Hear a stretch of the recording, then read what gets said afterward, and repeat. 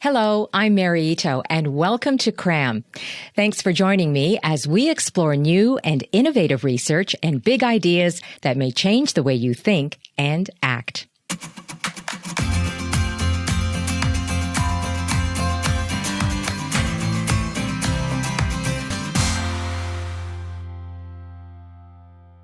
Well, what are some important things we know?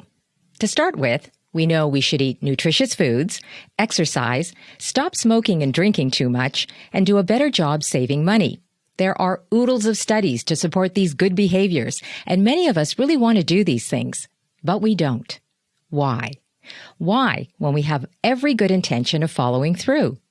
Dilip Soman is a behavioral economist who is fascinated by human behavior and what is behind the decisions we make. He's discovered that the narratives we often tell ourselves are false, and they don't actually reflect the actions we take. Dilip Soman is the Canada Chair in Behavioural Science and Economics at the Rotman School of Business at the University of Toronto, and he joins us. Hello, Dilip. Hello, Mary. Good to be here. Yeah, thanks for joining us. So behavioral economics, it was once considered, I guess, the upstart, sort of a rebellion against standard economic theory, which was what was taught in universities for many years. Tell us, what is the difference between the two? Okay, let me start by introducing you to two of my hypothetical friends. Let's call them Mr. Econ and Mr. Human. Mr. Econ lives on the pages of economics textbooks. He is infinitely forward-looking. He can anticipate all kinds of things that are going to happen in the world. He can compute at the speed of light. He is not emotional. He knows what he wants. He knows what the best thing for him and his family is. And all of his decisions reflect that sort of wisdom, that forward-looking nature.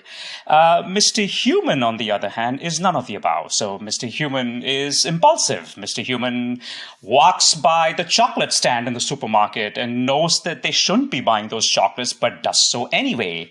Mr. Human knows that he should be exercising, but he'll do it tomorrow, not today, because he's too busy today. Mr. Human cares about other people. And when you start thinking about the way all of our economic systems, our policy, our business systems have been set up, we sort of design those things for Mr. Econ and not for Mr. Human. We sort of assume that people will care about their future.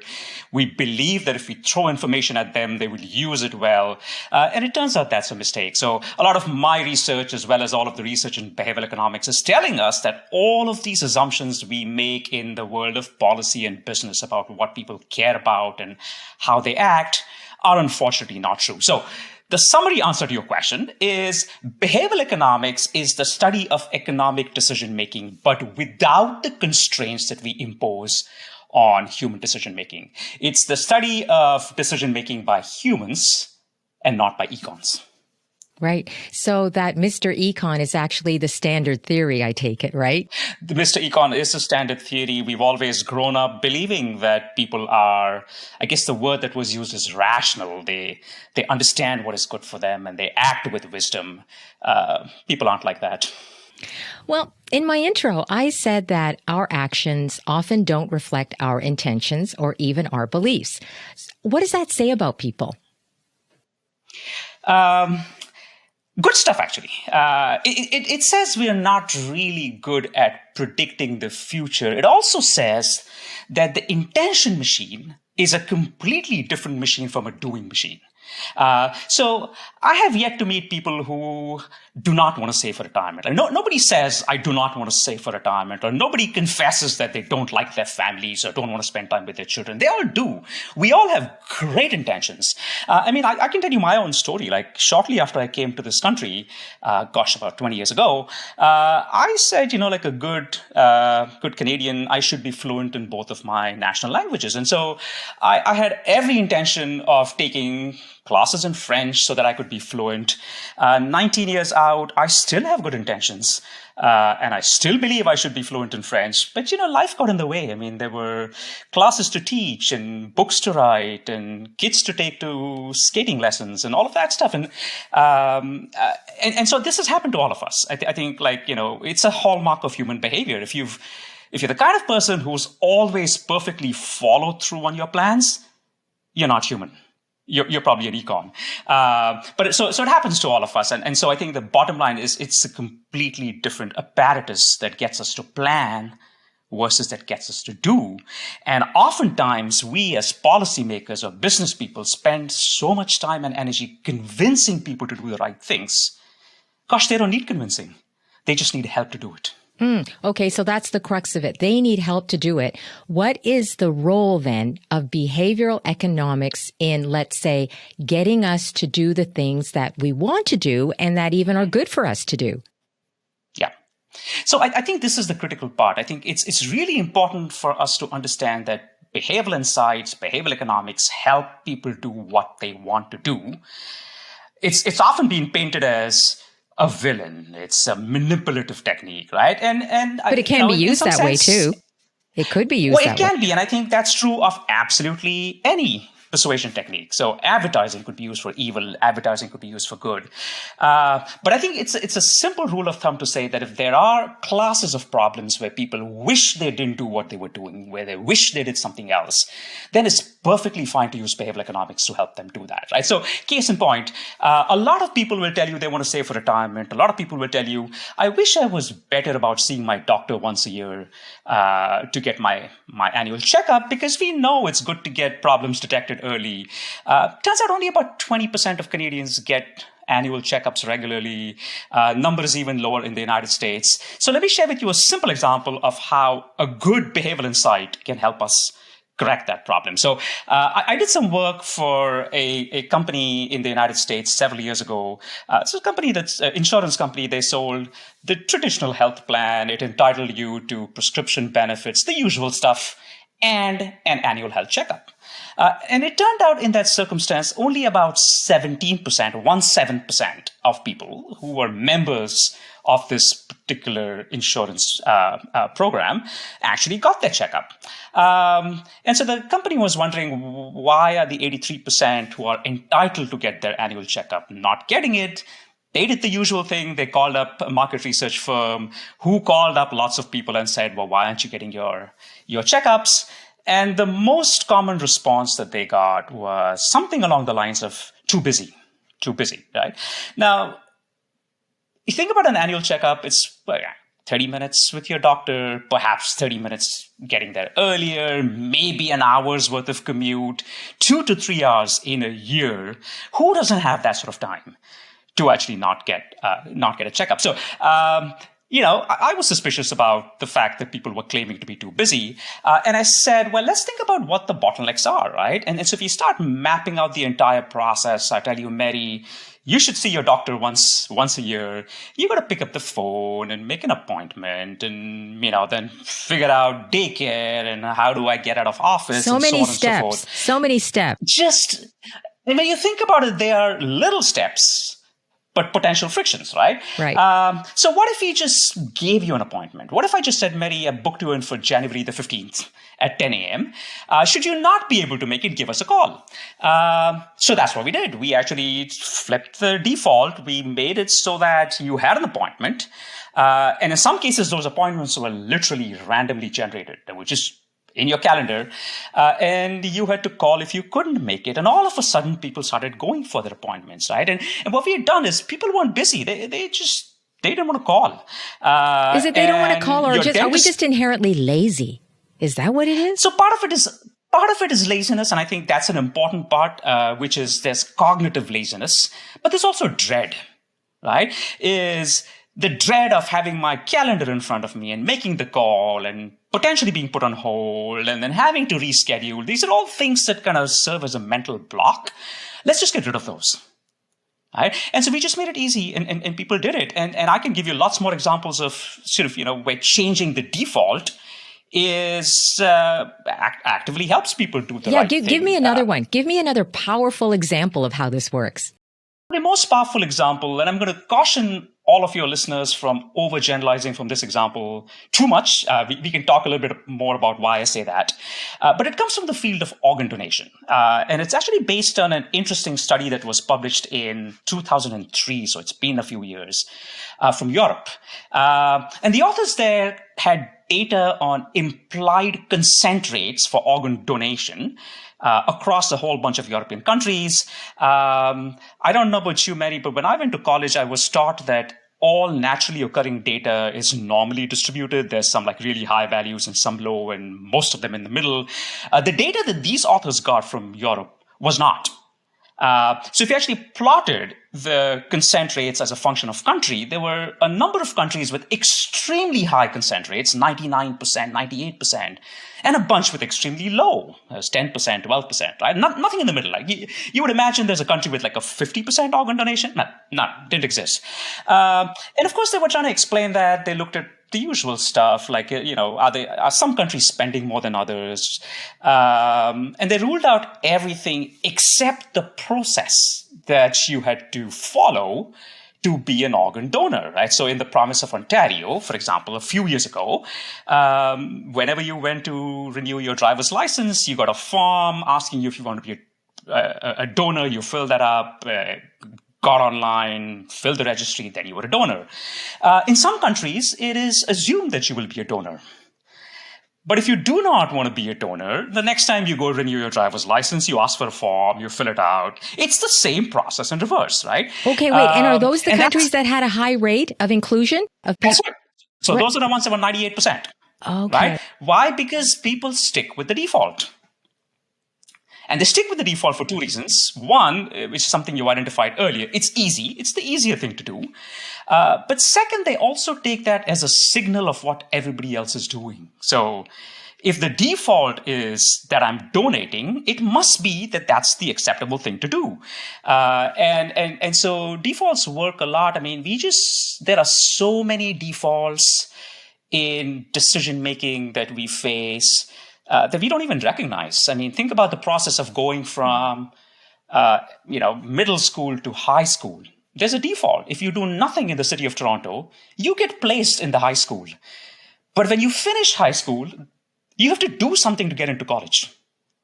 I mean, default, I think you said this earlier, it doesn't always work, because I can think of a very strong example when there was profit at stake and customers were automatically signed up every year to the next plan, and people got really upset over that because they had to now take their own time and energy to opt out of that program.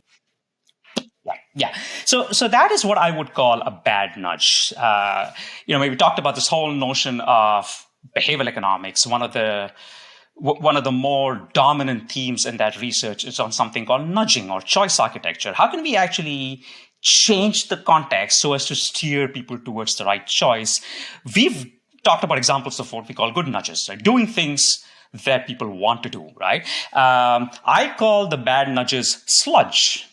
Think of a sludge as the evil cousin of nudge, right? So I've been a victim of this myself. I was on Amazon purchasing something, and I didn't look at the buttons properly, and something had been pre-filled for me, and before I knew it, I was getting a magazine that I had no interest in reading. It showed up in my mailbox. Were you paying for it? And I tried to cancel it. Were you paying for it? I was paying for it. Okay.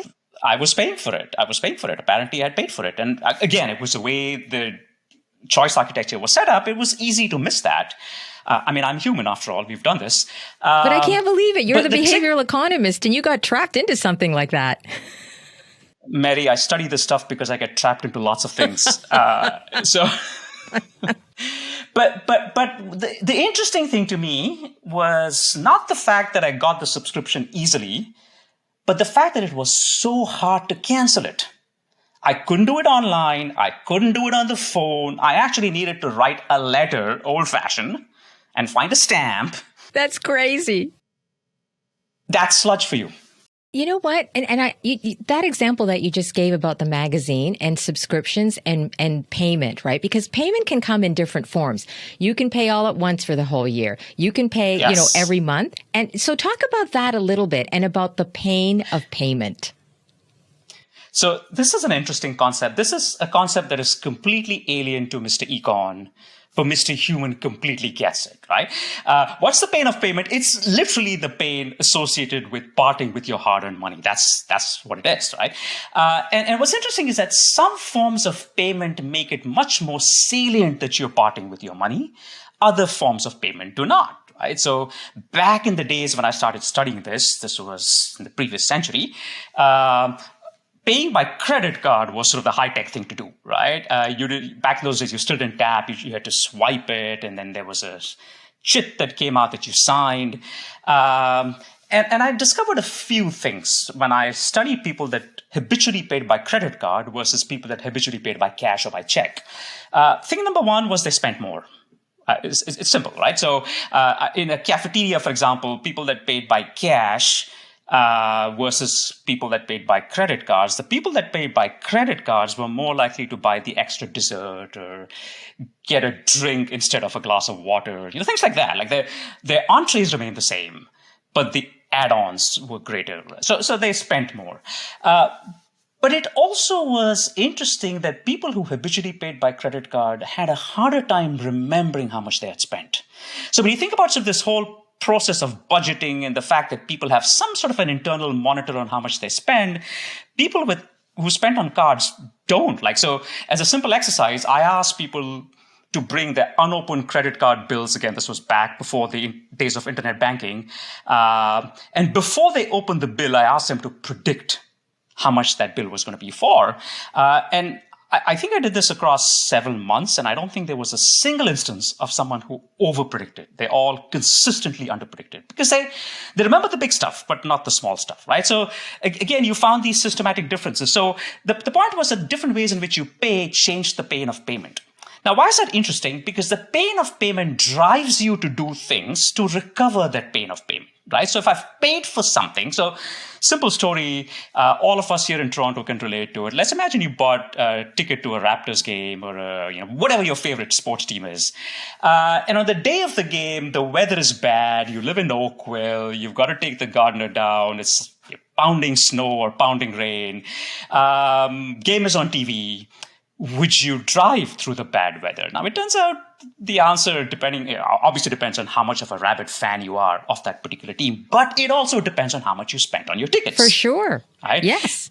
So, so we were able to actually do studies like this in sporting arenas where we documented whether people purchased their own tickets, they purchased them as part of a bundle, whether they were gifted the same tickets, and holding the seats constant. If you had paid for the ticket as a single purchase, you went through the storm because the only way I could kill that pain of payment is to be there in my seat, right? If my Uncle Fred gave me the ticket, it was okay.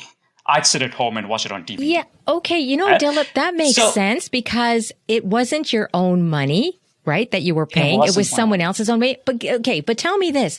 What about the case where you are paying? So let's say it's a subscription to, let's say, a fitness club. So either you pay the whole year's fee or you pay per month. Correct. Does it make a difference when, let's say, the money is actually the same? Yes, that's a good question. So let's imagine you're paying, $50 a month for the fitness side. The study was done many, many years ago. And so you've got sort of, your $600 a year annual subscription to your health club. You can either do that as a one-time 1st January payment and then you're home for the rest of the year, or you do it in equal installments, 12 installments, right? Or you could think about twice a year or 3 times a year. So we actually collected data on people that had paid once a year, and we tracked how often they attended the gym. And the results were brilliant. So let's imagine you pay 1st of January. It's a fresh start. It's a new year. Resolutions up. You're in the gym. You're pumping iron. You're on the treadmill every single day, right?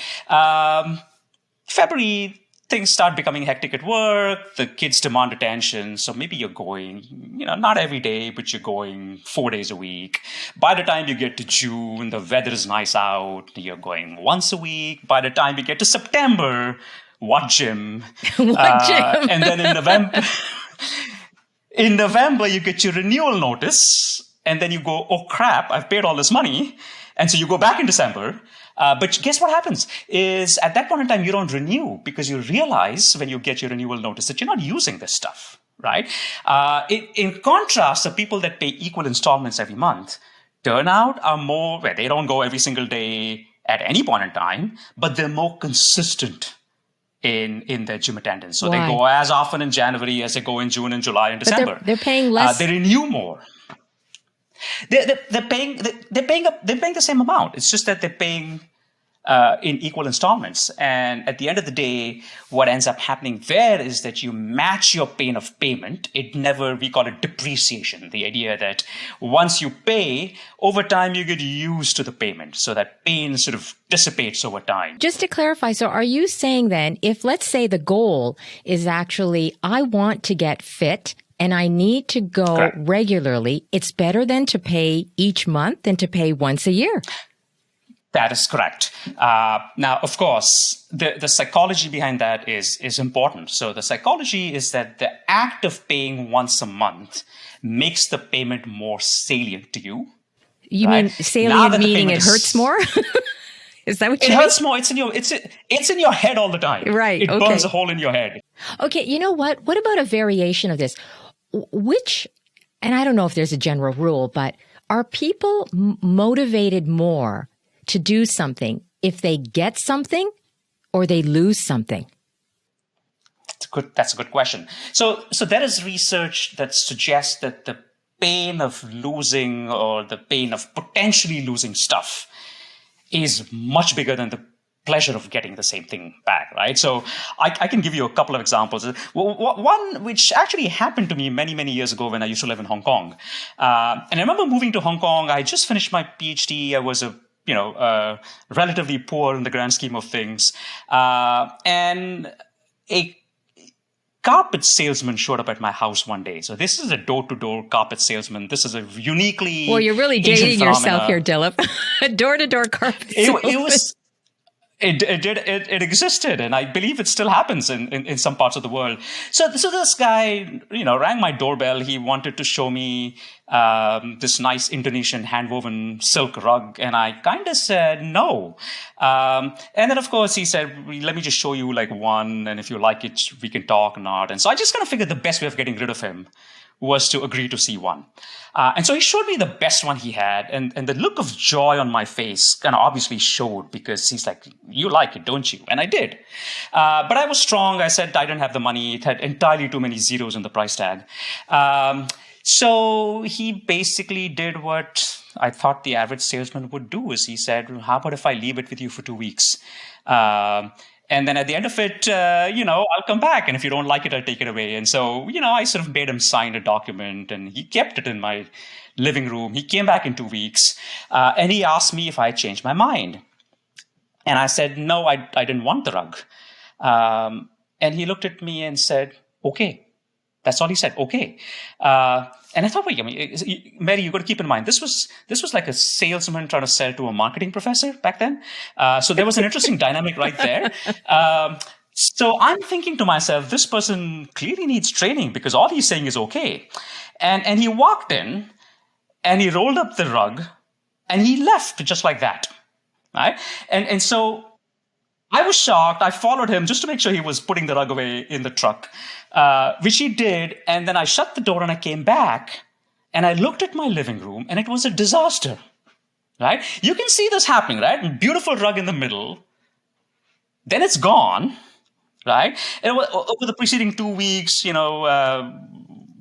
I found these 2 nice cushion throws that matched the rug, and so they were there. And then people had, You were brought in bereft. this other. You were just bereft. You know how this. But if you think about it, like 2 weeks ago, he was trying to sell me something I didn't have. I was going to gain that thing. Right. Right. After 2 weeks, I was going to lose the same thing. But the loss felt a lot more than the possibility of the gain. Right? And cable companies do this to us all the time, Mary. You've experienced this. Like when I first moved to Canada, I could watch anything I wanted. First month free. And then one fine morning I woke up and all I could see was CP24 News and CBC, and that was it. Oh, not just CBC, please. Well, you know what I mean, right? Okay. But so people, you're but that's saying the that, idea. So yeah. losses hurt you. So can you Losses give me definitely an hurt you more. example? Like, let's say again, to motivate people to do something good, like, whatever, something good for their health, or maybe even saving money. You're telling me it's more effective if they lose something in the process than if they get something. or even if they're threatened with a loss, right? So, for example, we did this study where we're trying to get people to upgrade to energy efficient appliances at home, so furnaces. And so we did this whole, door-to-door thing, knocked on people's doors, showed them a brochure, told them about the benefits of upgrading their furnace. But we did, in the context of that same information, a slight manipulation. In one condition, we would we would tell people that if you upgraded to the new furnace, you would save about $10 a month on your energy bills.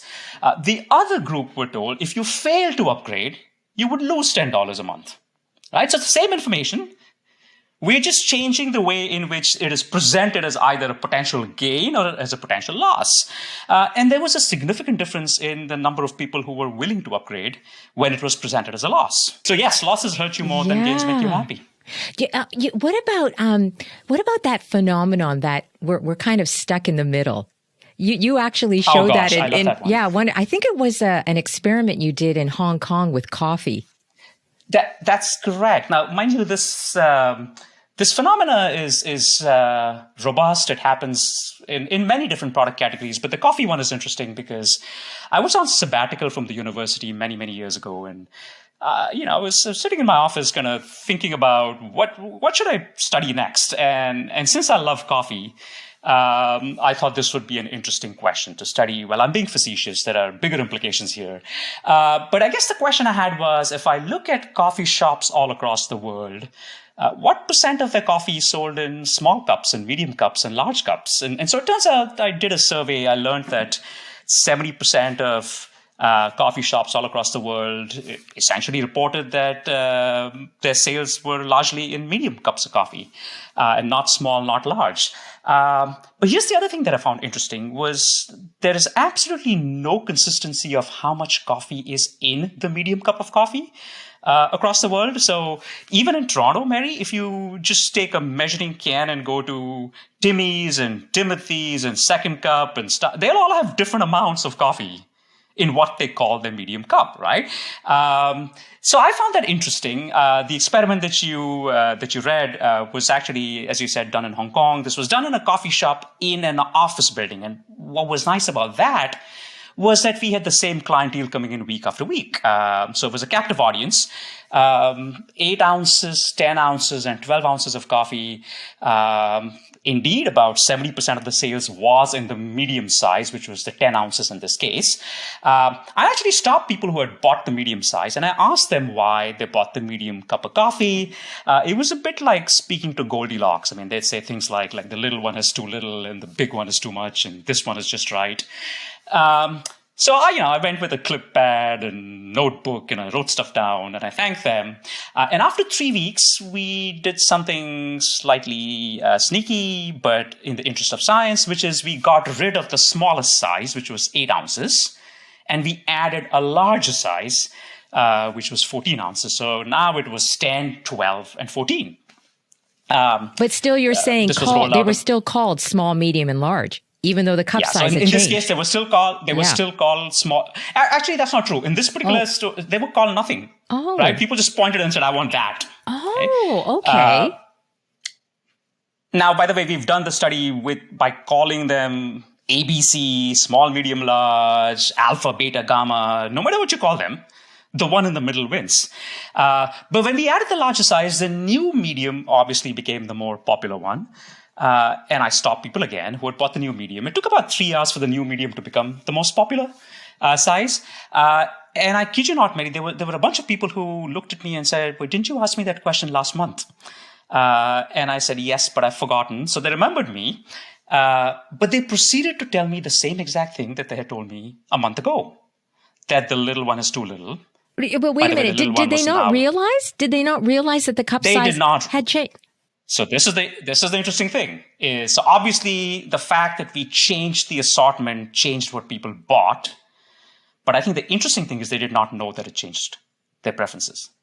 Right? So I think the idea is that unlike Mr. Econ, who knows what they want, Mr. Econ has probably done a calculation which looks at sort of the chemical properties of caffeine and how much is good for them, and probably arrived at 9.5 ounces or something of the sort. Mr. Human doesn't do that. Mr. Human simply says, I don't want to be the extreme. I don't want too much. but I know I want enough. So they use what we call a heuristic, a rule of thumb, the one in the middle, right? And that's sort of a hallmark of human behavior, is we simplify complex decisions by using a rule like this one. I'll pick the compromise option, not the biggest, not the most expensive, not the cheapest. But that's so faulty. But that's so faulty, as you can see, because if you keep changing the size, they're going to consume more and more, right? I mean, when does it stop? But this is exactly why I go back and say we need to think about the defaults. I don't know who came up with 3 sizes. I don't know why they were 8, 10, or 12. Choice is based on an attribute that people don't understand how to evaluate. Then this rule of thumb, I'll pick the compromise effect, works really well. So it works for coffee, it works for petrol, it works for things that people don't understand. The way you offer choices matters. Most people don't realize that. And I think a lot of people who design choice environments also don't realize that.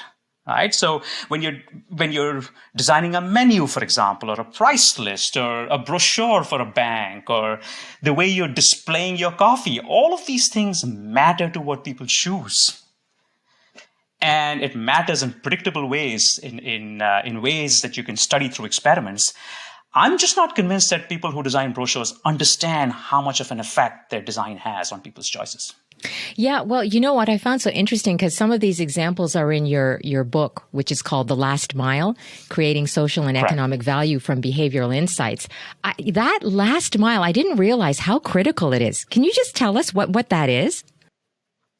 Yeah, so I mean, in the book, I talk about the first mile versus the last mile. The first mile is sort of everything that happens within the 4 walls of an organization. You develop a product, you come up with a new program, you come up with a new campaign, you test it.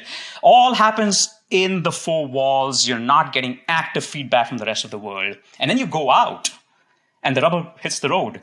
And that's where all the action is. So if I'm, let's say, a large multinational company that makes packaged goods, I can spend a lot of time and energy designing a package for my product.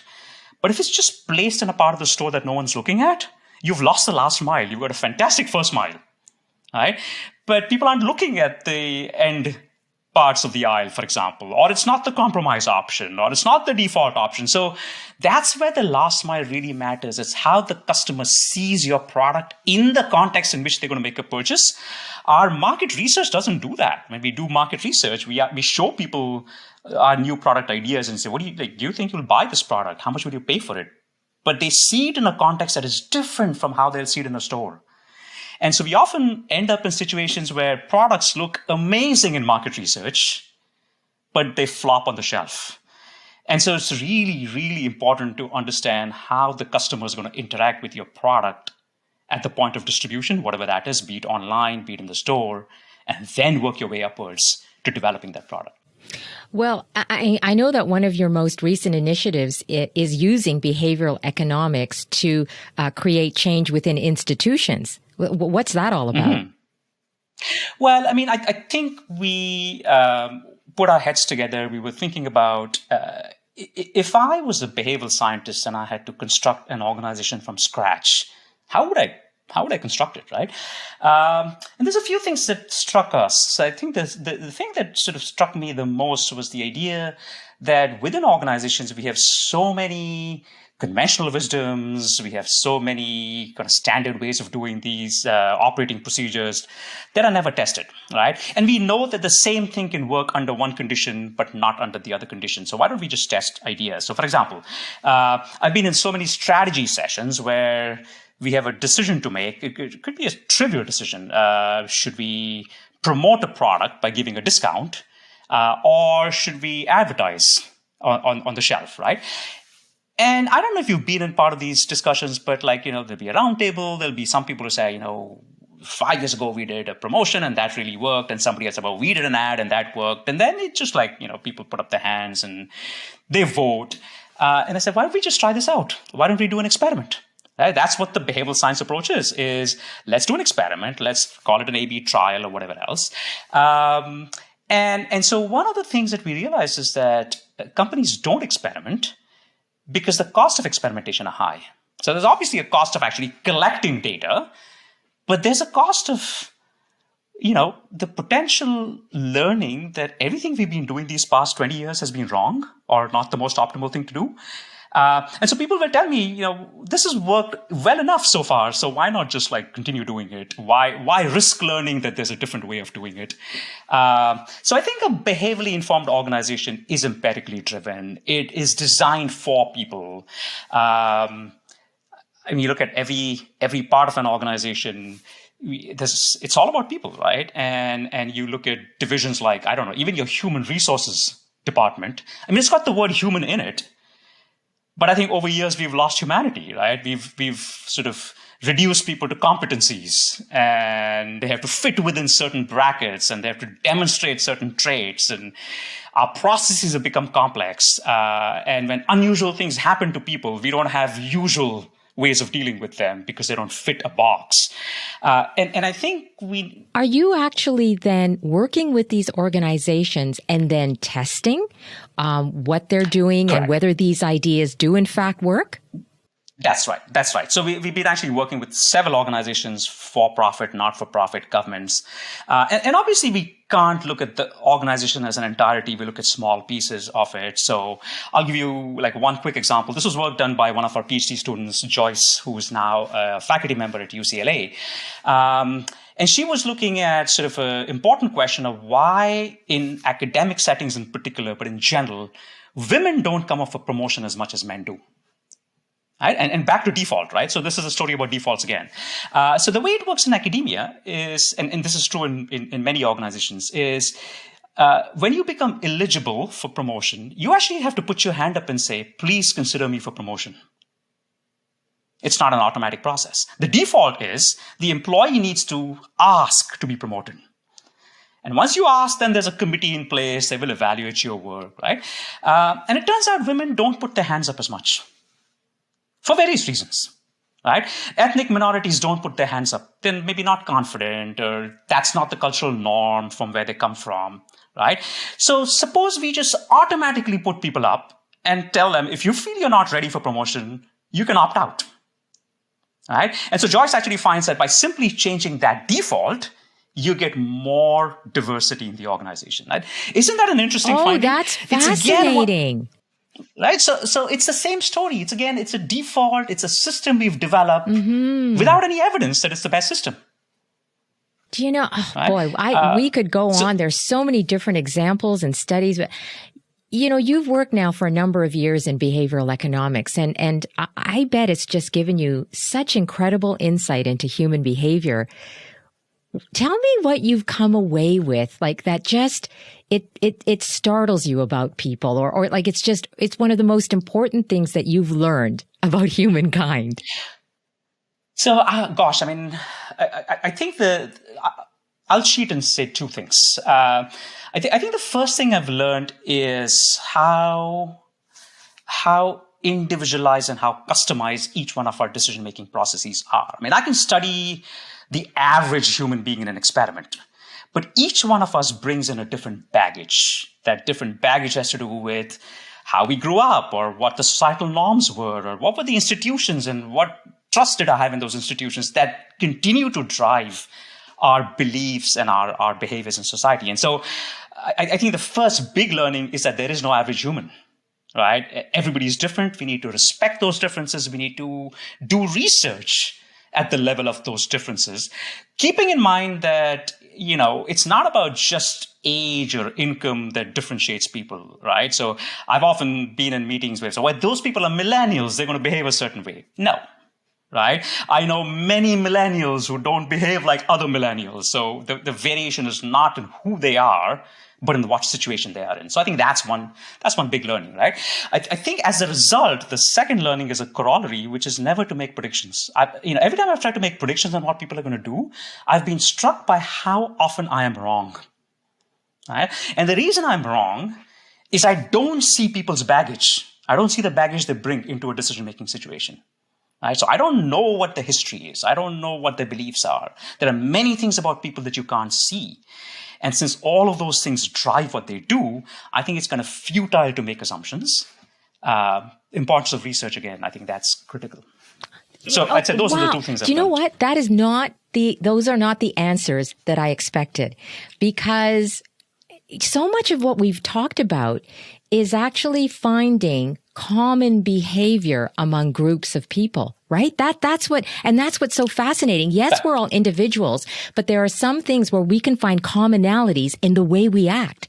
So your answers are very interesting. And I'll tell you why, because I think if you look at a thin slice of the world, you look at how people choose between three options that include a compromise, I think the general principles work. Right? But in the real world, when you're looking at people in the marketplace, when you're looking at people making retirement choices or coming up for promotion, there are always multiple things operating at the same time. So they may have a default and a compromise option and a friction and a sludge and a nudge. And we can never tell which of these things is going to be the primary driver. So I think that's the challenge. So in academic research, we always look at things one at a time. The real world isn't like that. And so I think that's why it is really, really important for us to understand the context in which that person makes a choice and to understand the conceptual baggage they bring with them. Sounds to me like you're never going to be bored with your job, Dilip. I'm not complaining. I think this is all exciting. And there's with every passing year that I know more, I learn that there is much more to be known. Yeah, well said. Thank you so much for your time and telling us all about this work.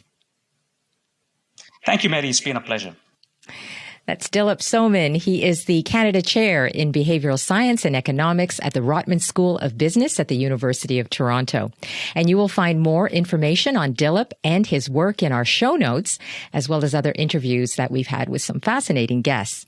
Thanks for joining us today. Take care and see you next time on the Cram Podcast.